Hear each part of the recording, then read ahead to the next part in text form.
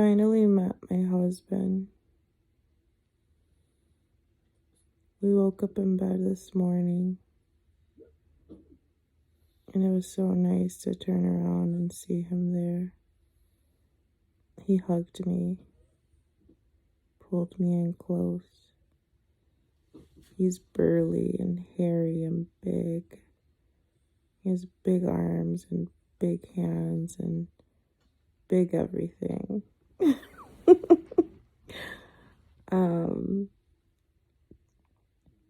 He kissed me on the back of the neck, and he smells my hair, and he tells me that he loves the way my hair smells. And we lay there for a moment as the dogs start to wake up and want us to take them outside and get up. I get up.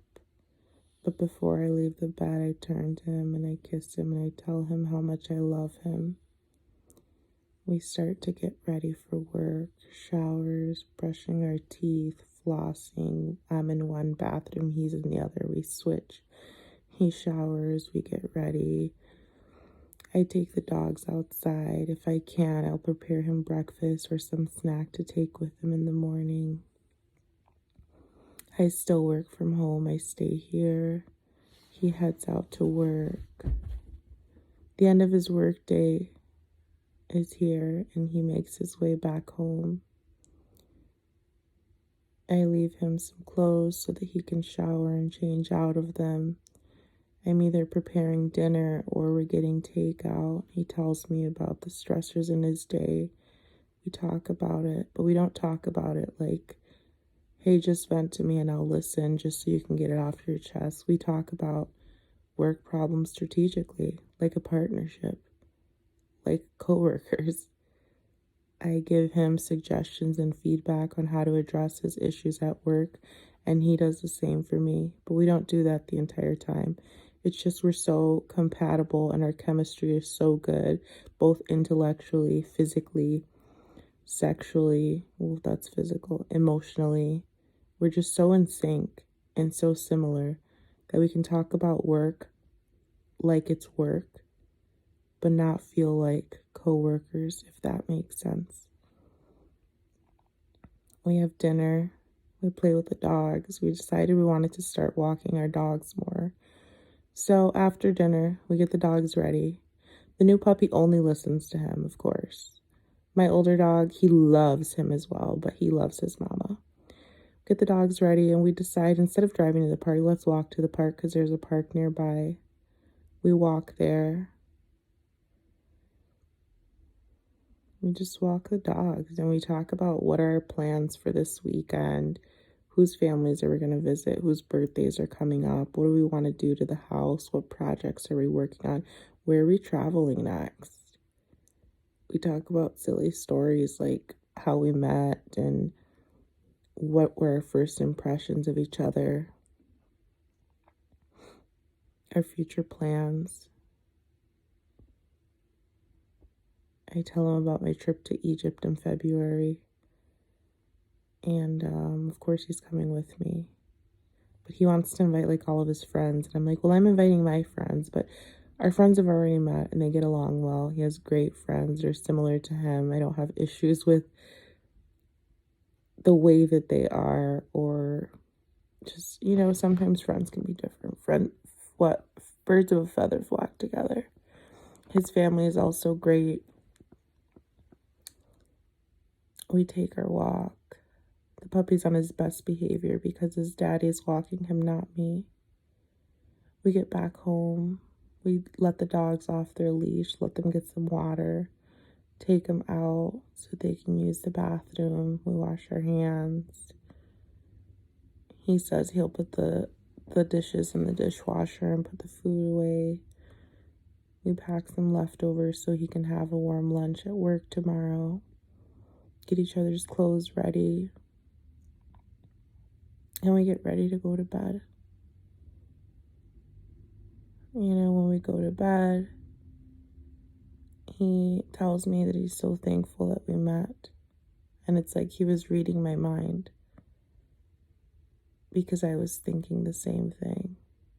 because I have so many waking moments in my life, whether it's when I'm driving to work, whether it's while I'm showering or brushing my teeth, or shit while I'm peeing.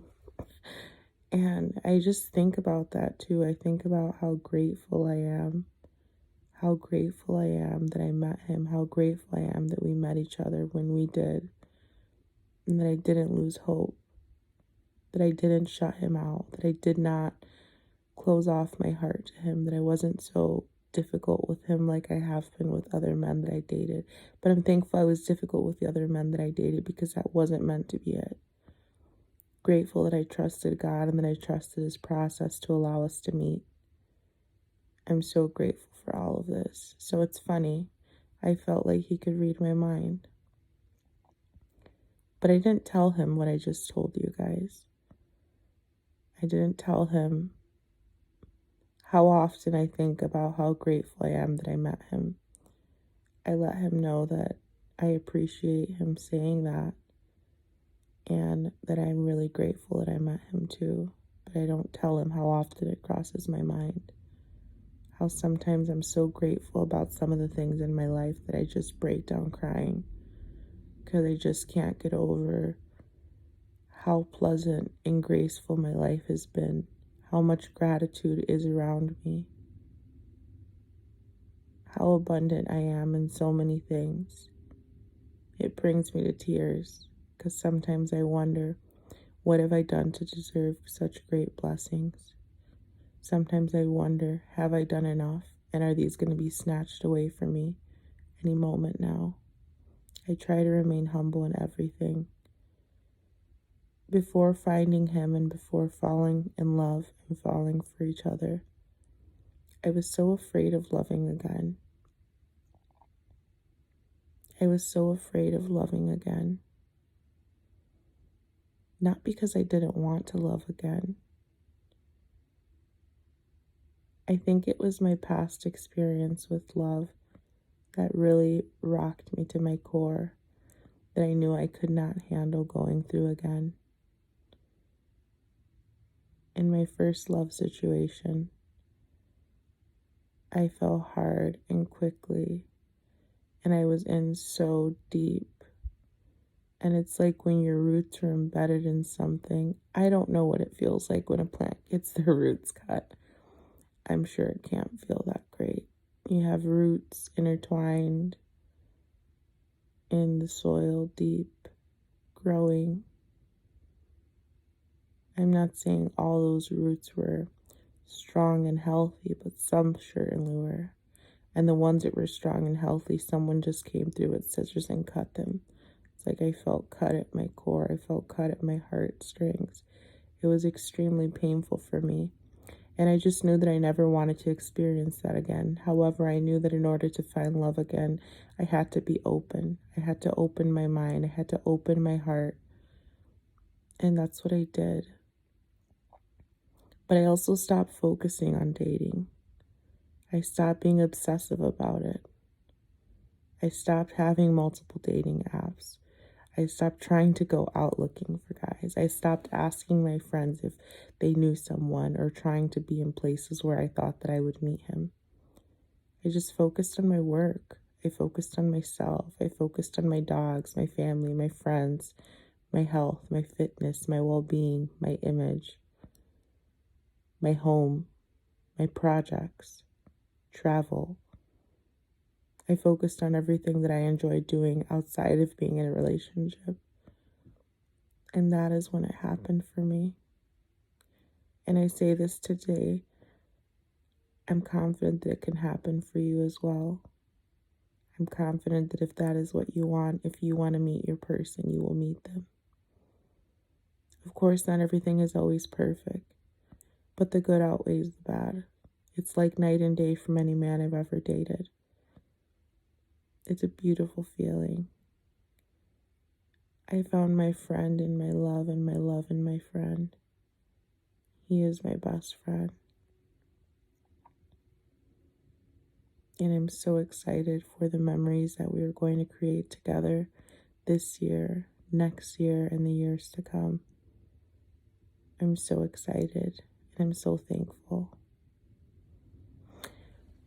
I hope you guys enjoyed this short story. My name is Karen Odd, and these are Karen's Oddities. If you enjoyed this, please like, share, comment, subscribe, and I'll see you, or you'll hear me, in my next video. Thank you.